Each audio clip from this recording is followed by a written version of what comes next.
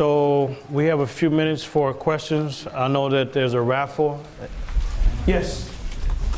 My question is, for the dams that are being built and the people that live around the dams, they all are very poor. So I assume that the country is poor.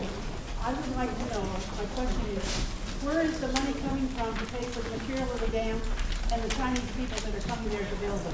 Thank you. Okay, that's a good question. She asked about the people are poor in Sudan where the dams are being built. The country is poor because the British did destroy the Sudan. So where is the money coming from? Well, the Sudanese government has contracts with the Chinese construction firms. And the Chinese construction firms, they have relationships with the Chinese banks. So the Sudanese government is borrowing money from Chinese banks to help to fund the project.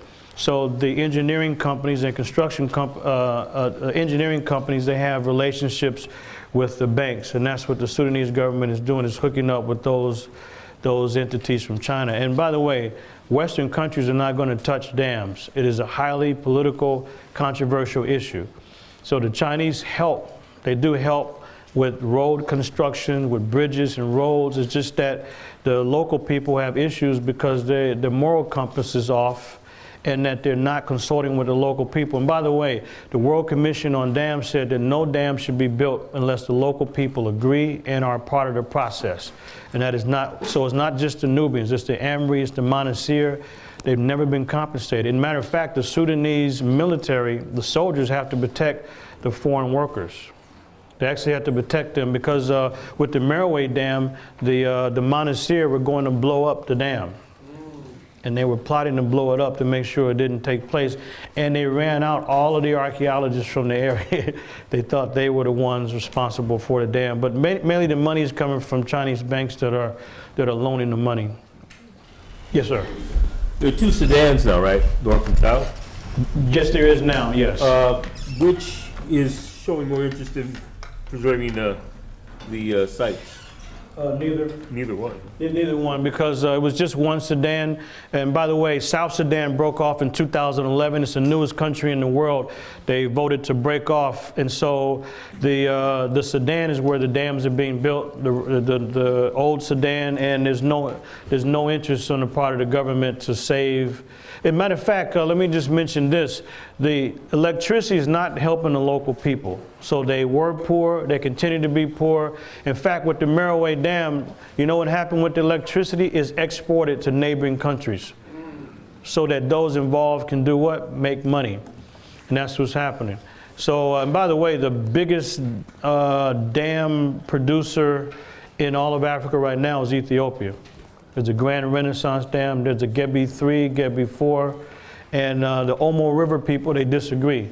People of Lake Turkana, they disagree because they know their way of life will be destroyed. They live by the river, they live off the river, they live off of the lakes and the fish and the ecology. So all that's being changed. So just keep in mind, it's not those of us in the West trying to speak for those in those areas. These are people who are looking for allies. Like, for example, there's a Friends of Lake Turkana, where you have an indigenous lady from Kenya that organized that in order to help protect their livelihood and their environment. But right now, there's no resistance at all at the government level. But working with Mr. Muhammad, that's the best enroll we have with NCAM. Yes, okay, 1, 2, 3. Yes, my sister. Hi, two questions. What's your approach to motivating UNESCO to name these sites World Heritage Sites? And what's the progress? I know you've been working on it for a while. And then my second question is part of the work of the Save Nubia Foundation to label some of those sites so people know what they shouldn't be? Yeah, that's a good question. Well, the process is that only a government could go to UNESCO, the United Nations Educational and Scientific Organization, to petition for sites to be labeled as World Heritage Sites. So every year, there's the World Heritage Center And they have conferences around the world where scientists and archaeologists, they get together, they look at proposals to see if sites should be earmarked as World Heritage Sites under threat. So we have to go through NCAM, the National Corporations of Antiquities and Museums in Sudan, to make that proposal. And so right now it's a long process because you have financial interests in place who are not interested in preserving anything. So it's the Bashir government. Some of you may know about Bashir. He does what he wants, the way he wants. And that's part of the problem. So we've made progress because the main thing is to give an incentive for them to do that. So what is the incentive? Why would NCAM want to help us? Because that's their job. They're archaeologists. So these people are not really benefiting from dams. So the issue is that what would be the incentive for the Bashir government to assist? Well, if the artifacts are flooded, then how can you preserve the evidence? You preserve the evidence by building what? Museums to house the artifacts in. So that's one of our strategies, is that why not help to build museums to preserve the information and preserve the artifacts? But it's a long process. So it really requires extended, ongoing field research to cultivate those relationships, and a lot of money. Just renting a car for a couple of days, $1,000. And because nobody goes. You want to catch a boat across the Nile? You would think the people are reasonable because they have no other business. Well, as the Sudanese say themselves, and they across the board they say that they're lazy. They don't really want to work. So you want to go across the Nile, you pay. Not a little more than what is the going rate, but you pay hundreds of dollars. For what? Because they don't really care. You know, the sites don't really attract people because there's no roads, there's no signs, and not that many tourists go. And in all the countries I've been to in the world, the Sudan is the most difficult.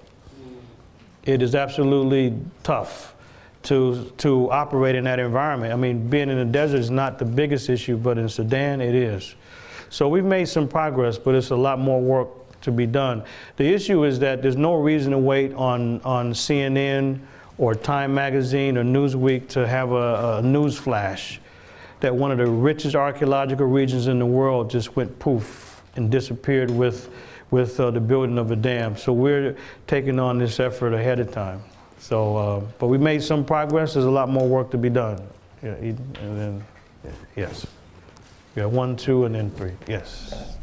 With the given circumstances between Ethiopia and Egypt, especially after Mohamed Morsi left the country, I have a question for you. Is there still a chance that Ethiopians would divert the Nile so that, you know, it would expel all water sources going to Egypt?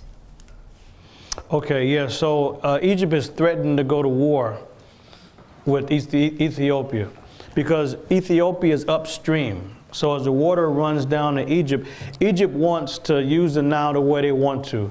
But the British controlled the area. They controlled Egypt and Sudan, and so because the British use Egypt as their base, they set up water rights treaties whereby Egypt can use as much water from the Nile as they want. So now that the countries are free and independent, they don't respect these old treaties. They said, no, we want to use the Nile the way we want. So the Ethiopians have a number of dam projects that they're building, and Egypt is not simply complaining, they actually threaten to go to war. I don't know if they'll carry it out, but they're threatening to go to war with it. But I think Ethiopia said we're going to do what we want to do. So we'll see. But there's a group of 10 Nile Basin countries that they have a Nile Basin initiative where they discuss these things, but Egypt doesn't want to discuss it. They want to fight over the water. So there's water rights that have to be looked at. It's interesting when you look at this. So nobody has an issue with electricity. The issue is how is that electricity generated? Why not create solar panels, wind turbine? There's also microhydro. Microhydro is used around the world. But that's not the case in Sudan because it's not as profitable for those involved. And that's really what it comes down to. So we'll see what happens in the Nile Basin initiative, but Ethiopia is standing its ground. They want to build the dams. Yes, ma'am. I have 2 questions. My first one is, you were talking about the profits of the dams, so where do those profits go? Do they actually go to the country? Are they going to the engineering company, Chinese So one, where's the money going? And the second is you said that legally they cannot build the dams without the permission, but is this one of those legal, there's no entity to enforce that? Is this like a UN international law situation? And how, like, have you guys tried to approach that in a position of getting something like the UN or Geneva Convention or something of that sort to enforce those laws being applied, or is that even possible? Okay, so the first question, the money is going to the Chinese construction companies. The contracts have already been signed, but they're also going to the Bashir government. That's where the profits are going, because that's why they're exporting the energy. It's not even helping the local people who have received no compensation at all. And your second question was? The legal issue. You Oh, said okay. it's illegal, but it doesn't seem to be something that's actually enforceable. Like, who is it? Is it just on, like, is it on paper? Where This is it on paper? This is on paper. The World Commission on Dams got together in the year 2000. They looked at 1,000 dams around the world and saw that large dams, by and large, they don't help the local population. They displace them further. And so they argued that this has hurt local communities and that the people should be involved. But nobody's going to stop Bashir. The U.S., by the way, has said that he was a criminal. Some of you might know about the war in Darfur, you might recall. This was in Sudan. They said that Bashir was a criminal. He needed to be brought to international court. So what did Bashir say to the U.S. and the world? Come get me. What you going to do? Come get me. So that's his position on the war. You know he's going to definitely maintain his position regarding dams. So it's mainly on paper. So it's just a lack of respect for the environment, for the ecology, the local people, and also the ancient history. By the way, I can tell you one thing. If anybody recommended, they don't have to follow through on it, if they recommended building a dam that would flood any parts of ancient Greece or Rome, that person would be arrested on site for the recommendation. But because Nubia is not that well known or respected, then people do what they want to do until we come along and raise the voice that this is unjust. Yes, they wanted to. Has your government ever tried to restrict you from continuing your mission? No, we've been pretty fortunate.